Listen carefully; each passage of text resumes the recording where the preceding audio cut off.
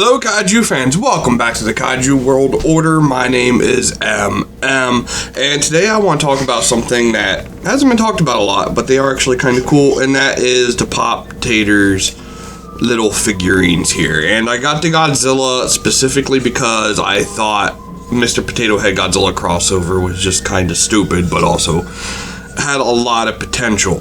When Super 7 announced they had gotten the Godzilla rights, and I was talking to Canuck and everything, and understanding what this company was and is, one of the things I was really hoping we'd see would be some gimmick toys that would be based on like the old 90s stuff. So for example, a Godzilla Mr. Potato Head. I wanted to see a Stretch Armstrong style Hedra that you could just stretch the body. But going back to the Mr. Potato Head, my idea was initially an Orga like Mr. Potato, and then you would have random assortments of kaiju body parts to slap onto your Orga, Potato, whatever. And so you can make the ultimate Chimera kaiju, or you could just put all the pieces of Orga together and just display Orga. Now, with Poptaters, this is more along the lines of a wannabe Funko cashing in on the whole pop culture craze that's been going on for about the last 10-15 years or so. It's Mr. Potato, but with Godzilla features.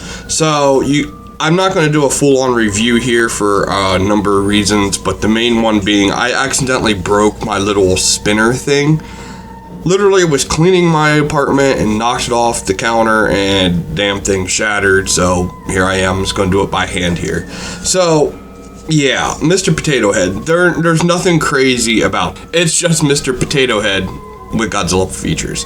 It's kind of cool that you have a little atomic blast here, and you can plug the blast into other spots in the body. So here he is doing the Super Godzilla naval beam, or a GMK scene with it blowing out of the shoulder.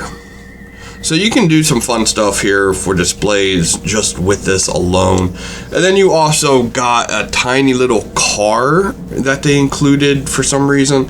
I believe he's supposed to be able to hold it, but man, if I even fart when I walk by this thing, the car falls out of the hand. So yeah, I don't really know what the point of the car is. But the atomic breath is a cool little accessory. Then, of course, like any potato, you can pop it apart. So you got the back of the Godzilla head and the spines. But when you take that headpiece off, you kind of got a Steve Harvey Godzilla here. And yeah, so you take the face off. Well, everything else just popped off except for an arm. But you can just pop the face off, and then also the eyes, and you're just left with a, yeah, it's a potato. So, what do I really hope to see from this line is I would like to see more of these, if only because I would love to be able to mix and match parts. This might be the only way we could get a, King Godzilla, Biolante's head in the chest, and Batra's wings, and Ghidorah's heads for arms. That type of crazy shit we're never going to see a vinyl for, but include the parts with a Mr. Potato Head, and suddenly everything is fair game. Now, for the design of this thing itself, I gotta say it's kind of nightmare material. Just imagining waking up to this thing as a sleep paralysis demon that's some high-octane nightmare fuel. But that's all I really got to say about this. Until next time, Kaiju fans, peace out, and Minya, take care. Says you should like and subscribe.